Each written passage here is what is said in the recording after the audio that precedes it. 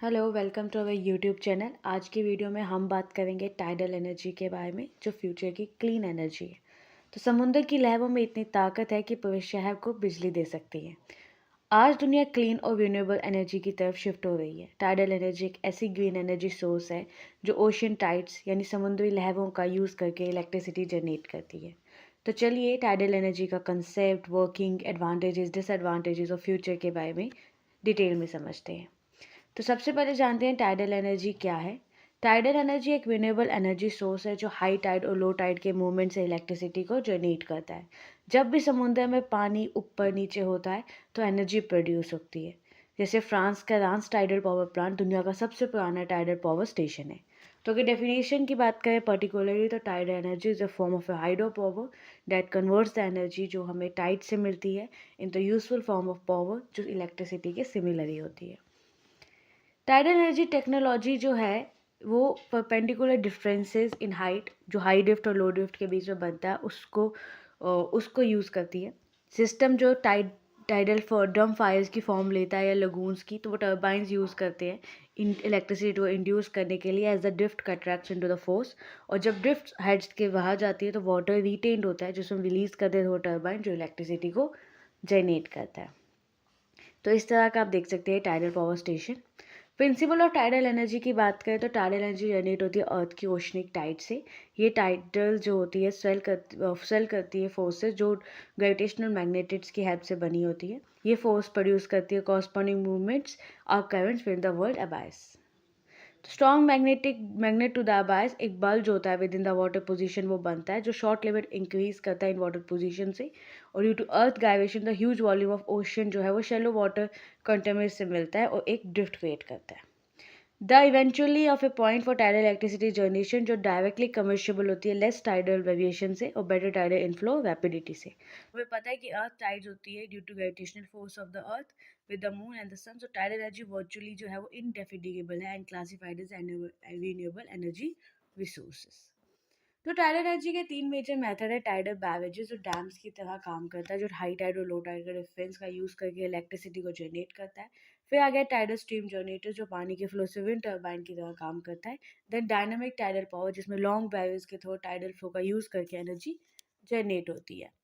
South Korea का Shiva lake tidal power plant दुनिया का सबसे बड़ा टाइडल एनर्जी प्लांट है। तो टाइडल एनर्जी की यूजेस की बात करें तो टाइडल इलेक्ट्रिसिटी जो मोस्ट इंपॉर्टेंट यूज है टाइडल एनर्जी का वो है इलेक्ट्रिसिटी की जनरेशन होना, यानी एक इलेक्ट्रिसिटी का बनना।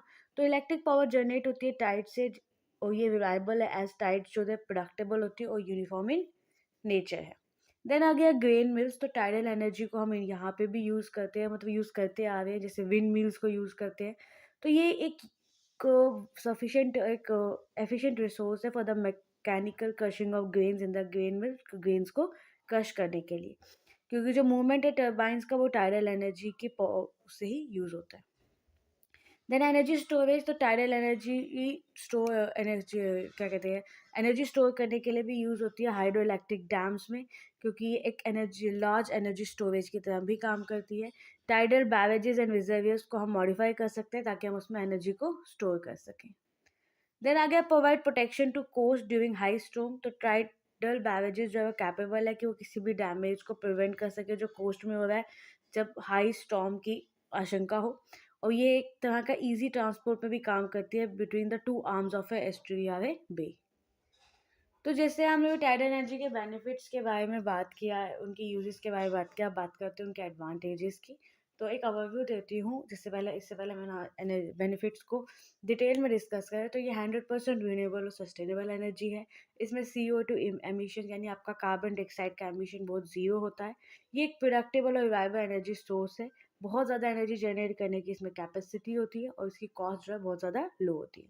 तो ये डिटेल में जानते हैं। सबसे पहली बात है रिन्यूएबल। तो ये एक रिन्यूएबल सोर्स ऑफ एनर्जी है जो gravitational force of the moon and the sun and the rotation of earth के कंबाइंड एफर्ट से बनती है। देन आ गया ग्रीन। तो ये environmental friendly source of energy भी है। ये कोई हार्मफुल गैस प्रोड्यूस नहीं करता, जैसे कि हमने बोला इसमें एमिशन जो है वो ज़ीरो है। और one of the major benefit है कि हम इसे बहुत स्मॉल स्पेस में यूज़ कर सकते हैं for energy production. Then predictable tidal currents are waves highly predictable, तो हम आराम से पता लगा सकते हैं कि वो आने वाली high and low tide develop करते हुए द ओशन एज सम विनोड साइकिल्स। तो ये बहुत ईजी है कि हम किस तरह से डेवलप करें सिस्टम जिसमें एग्जैक्ट डायमेंशन हो कि हमें एनर्जी कैसे प्रोड्यूस करनी है, कितनी प्रोड्यूस करनी है, क्योंकि हमें पता है किस काइंड ऑफ वेव्स वहाँ पे आ रही है और क्या कहते हैं कि इक्विपमेंट वहाँ पे एक्सपोज हो। सो टाइड जो फ्लुएंटली प्रोडक्टेबल है, मेंटेनेबल है, reliable renewable source of energy है, कोई भी अदर वेस्ट नहीं बनाता, हाई एनर्जी विस्कोसिटी है, vertical axis turbine, coastal turbine सबसे अफोर्डेबल है और बहुत कम इन्वायरमेंटल इम्पैक्ट छोड़ती है। बट वहीं बात करते हैं अगर हम डिसएडवांटेजेस की, तो इसमें बहुत सारे इन्वामेंटल चैलेंजेस आते हैं कि इसमें बहुत मैरीन लाइफ को, मैरीन इकोसिस्टम को ये इफेक्ट कर सकता है, क्योंकि जो इसके रोटेटिंग ब्लेड्स होते हैं वो वर्टिबली डेंजरस होते हैं।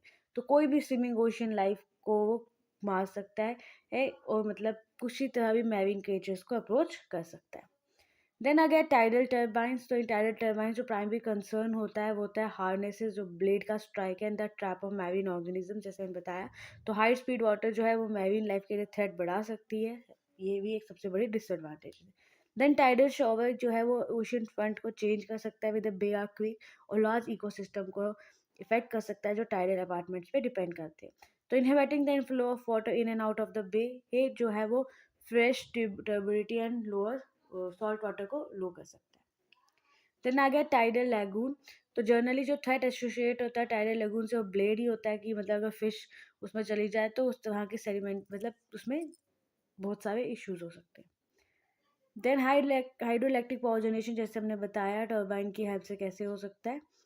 सो ये एक तरह का कंक्लूजन से पहले हम एक बार फ्यूचर की बात करें, तो फ्यूचर में एडवांस टर्बाइंस और इको फ्रेंडली डिज़ाइन की वजह से टाइडल एनर्जी एफिशिएंट हो सकती है अगर हम उसका एफिशिएंटली यूज़ करें।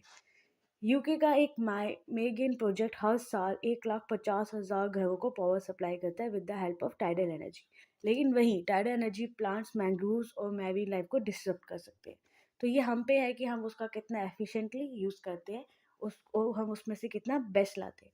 कनाडा और चाइना नए फ्लोटिंग टाइडल एनर्जी प्रोजेक्ट्स पे काम कर रहे हैं जो फ्यूचर में ये टाइडल एनर्जी की शायद डेफिनेशन को ही बदल देगा। तो टाइड एनर्जी एक फॉर्म ऑफ रिन्यूएबल एनर्जी है जो टाइड्स को कन्वर्ट करके बनती है, तो बहुत प्रोडक्टेबल है और बहुत ही अच्छा रिन्यूएबल सोर्स है। आपने हिसाब से बताइए टाइडल एनर्जी फॉसिल फ्यूल का बेस्ट अल्टरनेटिव हो सकती है या नहीं? कमेंट्स में ज़रूर शेयर करें अपनी राय, लाइक करें, शेयर करें और सब्सक्राइब करना ना भूलें। मिलते हैं अगली वीडियो में।